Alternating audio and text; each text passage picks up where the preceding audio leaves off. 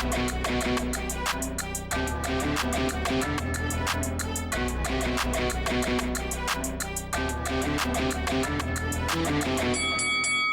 guys, welcome to Boxing Squared for boxing news and views from around the internet. The young British heavyweight Moses Itauma, who has his eyes on becoming the youngest heavyweight champion of all time, has set his sights on Joseph Parker, and he wants Parker to be one of his upcoming fights as he tries to chase down Mike Tyson's record. So, as we know, at the moment, Moses Itauma, 19 years old, so he only has the best part of, 7 or 8 months to actually achieve this goal, which has been pushed, since the start of his pro career when he turned over. Mike Tyson, the current record holder at 20 years, 4 months and 23 days. That's the youngest heavyweight champion of all time. Itauma, he was born 28th of December, so as it stands, he's got somewhere towards the end of May to try beat that record. And his promoter, Frank Warren, who's confirmed to TalkSport, he's got an upcoming fight, news to be announced soon, has stated that you've got Itauma wanting to face Joseph Parker. So we'll go through the quotes and then talk about it a little bit, because why is he targeting Parker? Well, I think the simple answer is Joseph Parker holds a version of a heavyweight title, a secondary version. He is the WBO interim champion. At the moment, Parker doesn't have a fight. And we'll talk about the pros and cons of would Parker even entertain this, because there's kind of a yes and a kind of a no answer as well, which, you can debate.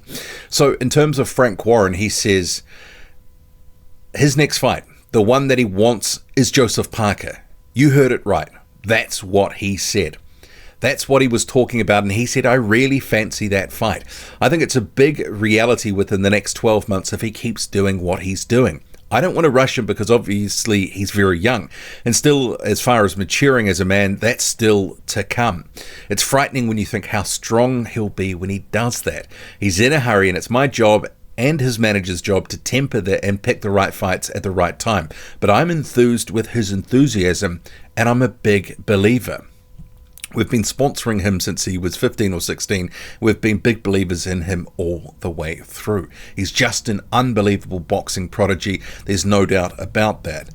Earlier in the story, he does say that the next fight to be confirmed, it's not going to be Parker next, but you've got, it also notes here, so May 26th is the date that he needs to become world champion to surpass Mike Tyson. I've been saying for some time, this feels more like a bit of a gimmick to try, drum up interest in Itauma's career and to try set some sort of comparisons with Mike Tyson.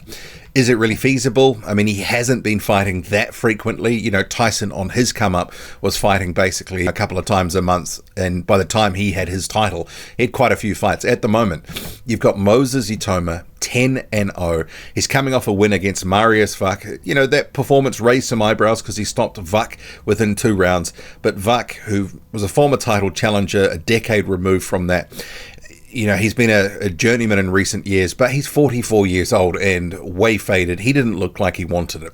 But all the same, still, he did his job, and you don't get paid for overtime in the heavyweight division. But going to Joseph Parker, even in the next couple of fights, even if they were to try set that up for early 2025, it's a massive step up from where he's been fighting. Joseph Parker is levels above a very faded Marius Vuk, who hasn't been in his prime for several years.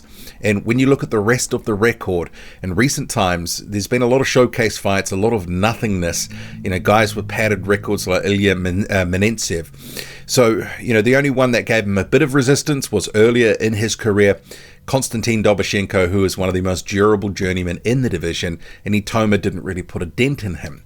But he has been looking like he's developing, getting better. He's got fast hands, good skills. There's a lot to like. Maybe on the slightly smaller side in terms of, some of the tall timber floating around in the heavyweight division. 6'2.5" in a division where a lot of guys, even Joseph Parker, is slightly taller than that. So it's going to be interesting to see how Itauma develops when he's put in against better opposition. And if he's really going to be facing someone like a Joseph Parker anytime soon, he's got to step up the opposition, and quickly. You can't go from Marius Vuk to a world level. There's just too many rungs that you haven't gone through. And Itauma, he's only turned over, a year or so ago. There's a lot of seasoning to come. But if they were to try push this, to try to get a fight with Joseph Parker before May 26, 2025, you'd have to ask the question, how would it go? I mean, at this point, I think it could be far too soon, but there is a lot to say about the ambition and the skills and the talent. And I don't think, because I've seen him, I think it was earlier in the story of TalkSport, describing him as a sensation or, something there or thereabouts. Itauma's doing what he needs to do in the fights that he's been put in, but I don't think he's got that broader consciousness. He hasn't captivated the public in the same way that Mike Tyson did on his come up. I think Moses Itauma's a very good boxer with good skills, but I think he is really sort of lacking some of that power. But you might be asking, well, what's in it for Parker? Why would you even do this? How would this even be possible? Would he even entertain it? Well, I guess the first thing you have to sort of look at is, well, Parker is the WBO interim champion, and they would be... I'm sure they would say if they set that fight up that this would be, if Itauma won, they would claim that Itauma is a world champion, because there is an interim heavyweight title in the WBO that Joseph Parker holds. And if people are willing to say that if someone holds the WBA regular title, that Mahmoud Charles held, Lucas Brown, others, if people are saying that regular title is a world championship belt, then this would be on a par. It's a secondary title. But would it always have an asterisk if he went on, fought for that title and won? I think for many of us it probably would. It's not the full belt held by a champion. And I don't believe that Itauma is going to be facing the likes of Tyson Fury, Alexander Usyk, or those top couple of guys who've got the belts right now anytime soon. But it is feasible that they could potentially make that fight, because Itauma, as you can see here, number 7 in the rankings in the WBO. He's got the Intercontinental title. So a trinket he's picked up, it's given him a little boost in the rankings. So they could potentially make that fight. There is no barrier in terms of the ranking organization. And promotionally, you have Joseph Parker listed in the Frank Warren stable, as you can see here, and it says interim heavyweight champion in association with Gold Star Promotions. So I don't know all the tie-ups with whatever deal Parker's got, but he is listed on the Queensbury website as a Queensbury fighter, and obviously in association with Gold Star Promotions. Moses Itauma, as you can see at the bottom right of the screen, he is also a Frank Warren fighter. So promotionally, if this was to be made, it should be, simpler to make than if he was fighting somewhere else. And I guess the thing is, if the Saudis are looking to potentially make this fight because they want to chase a piece of history as part of their Riyadh season cards, it could potentially happen. That's the other thing you have to consider. At the moment, with these cards that are being bankrolled in large part by the Saudis, nothing seems impossible.